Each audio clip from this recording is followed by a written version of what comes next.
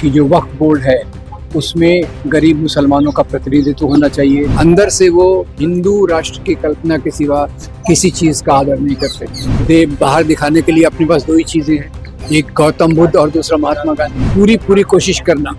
मैं अभी जिहाद कर रहा हूँ कि अपनी बातों को आप तक पहुँचाऊँ, और आप जद्दोजहद कर रहे हैं कि अपने टाइम लिमिट को छोड़कर मेरे से सवाल पूछें। ये जिहाद का मतलब होता है। तो ऐसा कहते हैं ना, हाथी के दांत दिखाने के और खाने के और। जो जमीनें हैं उसको हड़पने की तरफ पहला कदम है।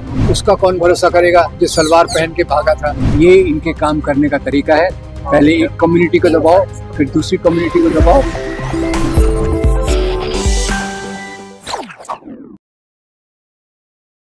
वक्फ बिल के बारे में पहले तो उसमें अच्छी बात बता दूं, वो ये है कि उसमें महिलाओं का भी प्रतिनिधित्व है, वो अच्छी बात है। पर दूसरा, जहाँ तक उसमें गैर मुसलमान और ट्रस्ट में रहेंगे, वो गलत बात है। क्योंकि यहाँ का कोई भी इस प्रकार का जो हिंदू ट्रस्ट हो या क्रिश्चियन ट्रस्ट हो, उसमें कोई गैर धर्म का नहीं रहता। तो ये एक प्रकार से मुझे लगता है ये सरकार सब अल्पसंख्यकों के जो ज़मीनें हैं उसको हड़पने की तरफ पहला कदम है। और इसके तुरंत बाद जो उन्होंने ऑर्गेनाइजर में जो आर्टिकल आया कि क्रिश्चियंस के पास भी इतनी ज़मीन है, तो उसके ये बताता है कि ये इनके काम करने का तरीका है। पहले एक कम्युनिटी को दबाओ, फिर दूसरी कम्युनिटी को दबाओ, और उसके आधार पे अपनी राजनीति करो। लेकिन सरकार सरकारी है कि जो जमीनें कब्जाई गई थी, गरीब मुसलमानों को फायदा नहीं हो रहा था, उसको फायदा पहुंचाने के लिए कानून लाया गया। देखिए, फायदा पहुंचाने के लिए अगर कानून होता तो आप उसमें कर सकते थे कि जो वक्फ बोर्ड है उसमें गरीब मुसलमानों का प्रतिनिधित्व होना चाहिए, गरीब मुसलमान व्यक्ति का प्रतिनिधित्व होना चाहिए, और वक्फ बोर्ड ने ऐसी पॉलिसीज करना चाहिए जो गरीबों की शिक्षा नौकरी में होना चाहिए। वो अगर परिवर्तन करे तो वो बहुत अच्छा होगा।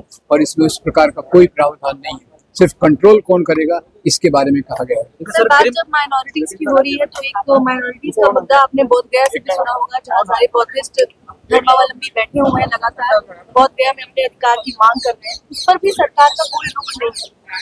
देखिए, भारत में एक चीज वास्तव में धर्म के कारण अगर कोई स्ट्रक्चर्स तोड़े गए हैं तो वो बुद्ध धर्म के खिलाफ है। पुष्यमित्र शुंग के बाद उन्होंने बुद्ध पर बहुत बड़ा आक्रमण किया, जिससे बुद्ध विहार और बहुत सारे बुद्ध संस्कृति की चीज़ों को नष्ट किया गया। तो मैं ये बौद्ध विहार के मुद्दे का पूरा समर्थन करता हूँ, और मैं उम्मीद करता हूँ कि बौद्ध लोगों की भी भावना और उनके जो धार्मिक प्रतीक हैं उनका आदर किया जाएगा। तो प्रधानमंत्री खुद भी बहुत आदर करते हैं बौद्ध धर्म का, लेकिन देश के बाहर जाने के बाद देश में वो इस बात पर वो देखिए, बाहर दिखाने के लिए अपने पास दो ही चीजें हैं, एक गौतम बुद्ध और दूसरा महात्मा गांधी। तो इसके बाहर तो करेंगे, पर अंदर का जहाँ तक सवाल है, वो ऐसा कहते हैं ना, हाथी के दांत दिखाने के और खाने के और। अंदर से वो हिंदू राष्ट्र की कल्पना के सिवा किसी चीज का आदर नहीं करते। बाबा रामदेव जो कह रहे हैं कि सरबत पियोगे तो जिहाद में काम आएगा, पैसा मदरसों में लगेगा, मस्जिद बनेगी। अब देखिए, ये बाबा रामदेव का इतिहास देखिए। इन्होंने कोविड की दवाई बनाई, सुप्रीम कोर्ट ने उनको फटकार लगाई, डॉक्टरों को इन्होंने बहुत बुरा भला कहा, उसकी भी फटकार इनको मिली। तो ये प्रॉफिट के लिए, कमाने के लिए बहुत कुछ कर रहे हैं। इनका पूरा इरादा है कि उनका शरबत बिके। और पतंजलि प्रोडक्ट्स में कई बार बहुत इम्प्योरिटीज भी मिली है, जबकि मेरे ख्याल से मैं इसका उल्टा कहूँगा, बाबा रामदेव ने रूह अफ़ज़ा का अच्छा एडवर्टाइजमेंट कर दिया है। जो रूह अफ़ज़ा को लोग कभी थोड़ा भूलेंगे नहीं, पर उसको उन्होंने रिमाइंड कर दिया कि रूह अफ़ज़ा असली चीज़ है, और उसका कह दिया तो उस व्यक्ति का कौन भरोसा। अब देखिए, उसका कौन भरोसा करेगा जो सलवार पहन के भागा था। तो ये तो आप देखिए ना।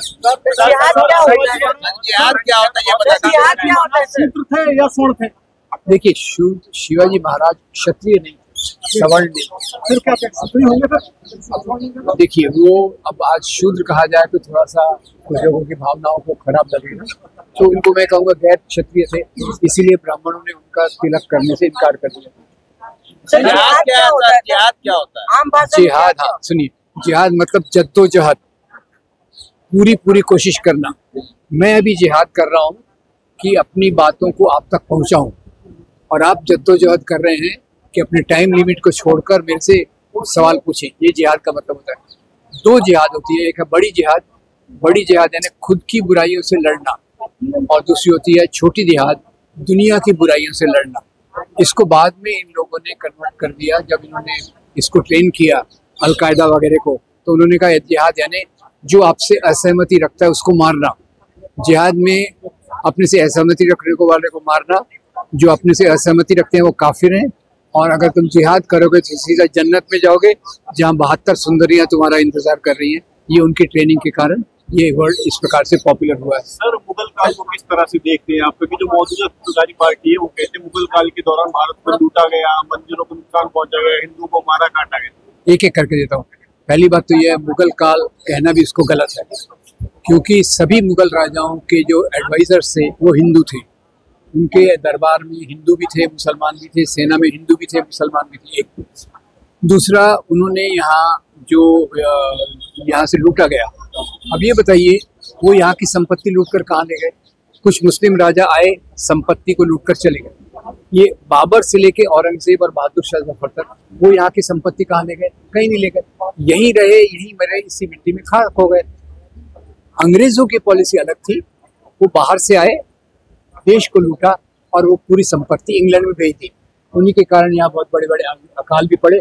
तो मुगल काल को मैं एक्चुअली राजाशाही को मैं गुणगान नहीं करता। सर, इस पर क्या कहेंगे? आज जो आगरा में करनी सेना ने खुलेआम तलवारें लहराई और धमकियां भी दी गोलीबार में, इसको लेकर क्या कहते हैं? देखिए, करणी सेना ने पहले पद्मावती के समय भी यही किया था। पद्मावती के समय बाद में पता चला कि पद्मावती नाम की कोई असली महिला थी नहीं, वो तो एक उपन्यास, मलिक मोहम्मद जायसी के उपन्यास की कल्पना थी, उससे वो ले गए। अब करणी सेना और जैसे ये बजरंग दल और ये लोग अब ये कानून अपने हाथ में लेते हैं और उनको रोकने वाला कोई होता नहीं है। सत्ता उनके साथ में रहती है, इसीलिए उनका जोर बढ़ जाता है। आपने एक बार कोई खून किया, कोई आपको सजा नहीं मिलेगी, तो आप चलो 2-4 खून और सही। तो करणी सेना और ऐसे दल जो है जो कानून अपने हाथ में लेते हैं, मेरे ख्याल से वो पूरी तौर से गलत है। बस, थैंक यू।